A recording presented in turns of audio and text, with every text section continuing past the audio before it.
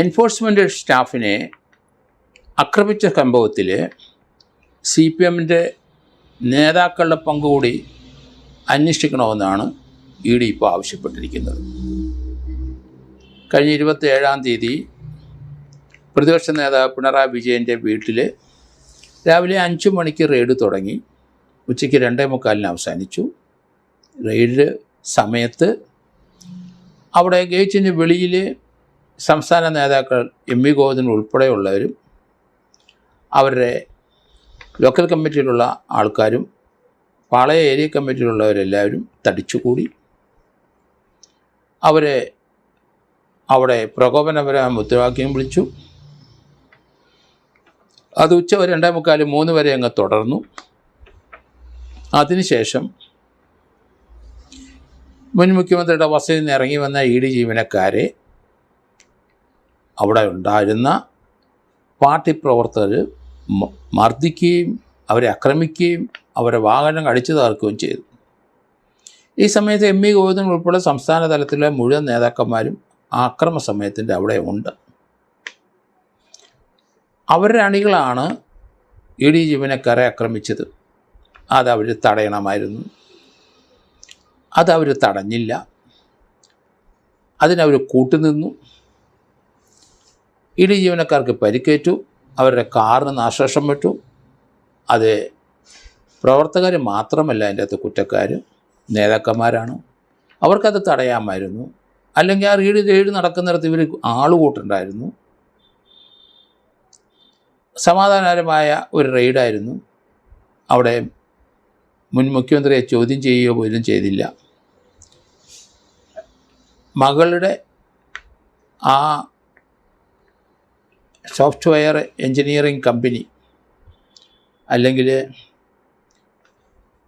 എക്സാലോജിക്ക് കമ്പനിയുടെ കാര്യങ്ങൾ ചോദിച്ച് അതിൻ്റെ സ്റ്റേറ്റ്മെൻറ്റ് റെക്കോർഡ് ചെയ്ത് അവരുടെ മൊബൈൽ ഫോൺ പിടിച്ചെടുത്ത് അവിടുത്തെ കുറച്ച് ഇതുമായിട്ട് ബന്ധപ്പെട്ട റെക്കോർഡുകളുമായിട്ട് അവർ പോയി.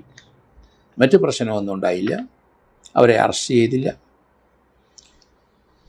സമാധാനപരമായിട്ടുള്ളൊരു റെയ്ഡായിരുന്നു. പക്ഷേ പാർട്ടിക്കാർ വെളിയിലെ വളരെ കലുഷിതമായ ഒരു രംഗം തുടക്കം മുതലേ ഉണ്ടായി. അവസാനം അവരെ ആക്രമിക്കുകയും ചെയ്തു. ആരുടെ സാന്നിധ്യത്തിലാണ്? CPM-ൻ്റെ മുഴുവൻ നേതാക്കന്മാരുടെ സാന്നിധ്യത്തിലാണ്.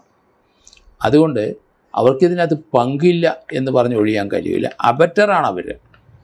അതുകൊണ്ട് അവരെ പ്രതി ചേർക്കണം എന്നാണ്. എന്തായാലും ഹൈക്കോടതിയുടെ വെള്ളിയാഴ്ചത്തെ തീരുമാനം കഴിഞ്ഞാൽ കേരള പോലീസ് തീർച്ചയായിട്ടും ഈ സംസ്ഥാന നേതാക്കന്മാരെ, അവിടെ കൂടിയിരുന്നവരെ, ഇൻസ്റ്റിഗേറ്റ് ചെയ്തവരെ, അബറ്റ്മെൻറ്റ് നടത്തിയവരെ പ്രതിസ്ഥാനത്തേക്ക് കൊണ്ടുവരും. അറസ്റ്റ് ചെയ്യാനാണ് സാധ്യത എന്നാണ് എനിക്ക് തോന്നുന്നത്. കാരണം ബംഗാളിലെ ED ജീവനക്കാരെ ആക്രമിച്ചതുപോലെ അപ്പോൾ അവിടുത്തെ നേതാക്കന്മാർ പലരും പ്രതിയായി. ആ സ്പോട്ടിലുണ്ടായിരുന്ന ഉന്നത നേതാക്കന്മാരും പലരും പ്രതിയായി കഴിഞ്ഞു. അതേ അനുഭവം തന്നെ, അതുപോലെ തന്നെ ഒരു സംഭവം കേരളത്തിൽ നടന്നത്. ഇത് ED സമാധാനപരമായ ഒരു റെയ്ഡ് നടത്തിപ്പോയി അവരെ ആക്രമിക്കണമെന്ന് മുൻകൂട്ടി അവർ തീരുമാനിച്ചിട്ടുണ്ട്. അങ്ങനെ അക്രമ സ്വഭാവം കാണിക്കുന്ന കുറേ ആൾക്കാരവിടെ വന്നുകൂടിയാൽ അവരെ തടയാനുള്ള ബാധ്യതയും അവരെ തടഞ്ഞു നിർത്താനും ഈ നേതാക്കന്മാർക്ക് കഴിയുമായിരുന്നു. അവരത് ഉപേക്ഷിച്ചു. അവരതിന് തയ്യാറായില്ല. യവന്മാർക്കിട്ട് 2 തല്ല് ഇടക്കട്ടെ എന്നാണ് കരുതിയത്. ആ രീതിയിൽ കാര്യങ്ങൾ മുന്നോട്ട് പോയി. അതുകൊണ്ട് അവരുടെ ഔദ്യോഗിക കൃത്യത്തിന് തടസ്സം നിന്നാൽ അത് അബറ്റ് ചെയ്ത സംസ്ഥാന നേതാക്കന്മാർ എത്ര ഉന്നതരായാലും ശരി അവരെ അറസ്റ്റ് ചെയ്യും എന്നാണ് ഞാൻ കരുതുന്നത്. ഇത് രാജ്യദ്രോഹകരമായ ഒരു പ്രവൃത്തി തന്നെ. ഇന്ത്യയുടെ അന്വേഷണ ഏജൻസി അവരാണ് ഇവിടെ വന്ന് അവർക്ക് അനുവദിച്ചത് ആ ആക്ടിൻ്റെ, ആ നിയമത്തിൻ്റെ പരിധിയിൽ നിന്ന് അവർ ചെയ്തത്. അത് തടസ്സപ്പെടുത്താൻ നമുക്കാർക്കും, ഇന്ത്യൻ പൗരന്മാർക്ക് ആർക്കും അവകാശമില്ല. രാഷ്ട്രീയപരമായിട്ട് വ്യത്യസ്ത ചിന്തകൾ നമുക്കുണ്ടാകുമെങ്കിലും അത് നമുക്ക് കോടതിയിൽ ചലഞ്ച് ചെയ്യാൻ കഴിയുള്ളൂ.